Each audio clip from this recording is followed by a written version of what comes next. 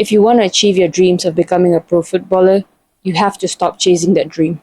If you want to achieve results like the top 1%, you have to stop thinking only forwards, and you also have to start thinking backwards. And this is a mental model called inversion.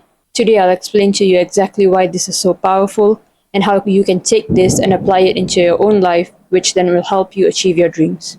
In the late 1990s, the video rental industry was dominated by giants like Blockbuster. Everyone knew the drill. You'd drive to the store, browse through the aisles, pick the movie that you wanted, and then hopefully remember to return it before the due date.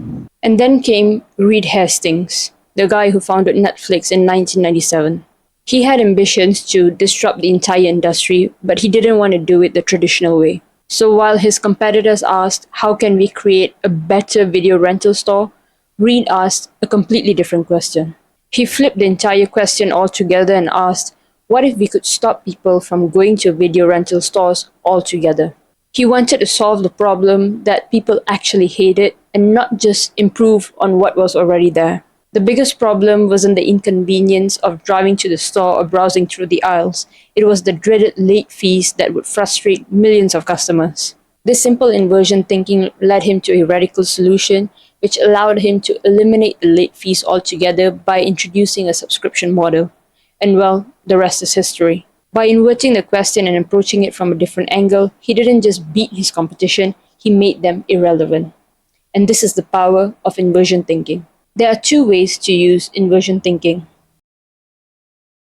The human mind is designed to figure out problems. It's how we survive. If I told you to take a piece of paper out and write down 5 problems that you have right now, you could probably list 10. But if I told you to write 5 things that you're grateful for, you would probably struggle to even write 3. That's just how we are wired as humans. We're always on survival mode, ready to look out for danger. And not to mention that pain is a much bigger motivator for us to do something compared to pleasure. People would rather not lose $10 than gain $10, even though the latter has greater benefits. So the first step is to figure out what you don't want and then do the opposite. This is also termed as failure pre-mortem. Make a list of things that you don't want in life. What would your life look like if you were a failure? Maybe you would struggle to make ends meet. Maybe you're working a job you hate. Maybe you have debts that you don't know how you're going to pay. Now imagine having to live your life tolerating that for the next 50 years. Really allow yourself to feel the pain and the discomfort and the dissatisfaction that comes from it. You will realize that you're probably a lot more motivated to do something knowing what your life will look like if you didn't do it. The only thing that will get you to the life that you want is a drive big enough to get there, and the easiest way to get that drive is to figure out how painful your life would be if you don't actually get there.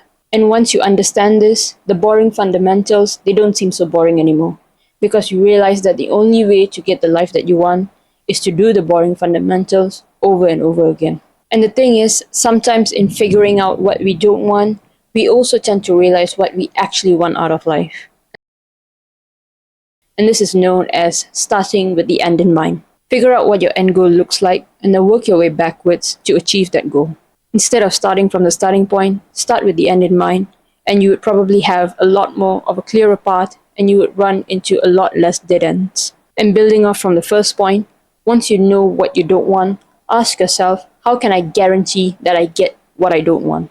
And in football context, the question to ask is, how can I guarantee that I don't become a pro footballer? You would realize that the answers are probably somewhere along the lines of, I should sleep at 2 a.m., I should eat junk food, I shouldn't train, I shouldn't go to the gym. And now that you know what is going to guarantee that you don't become a pro footballer, the only way to become a pro footballer is to do the opposite. The opposite of sleeping at 2 a.m. is going to bed at 10 p.m. The opposite of eating junk food is eating healthy. The opposite of not training and not going to the gym is training and going to the gym. You get the point.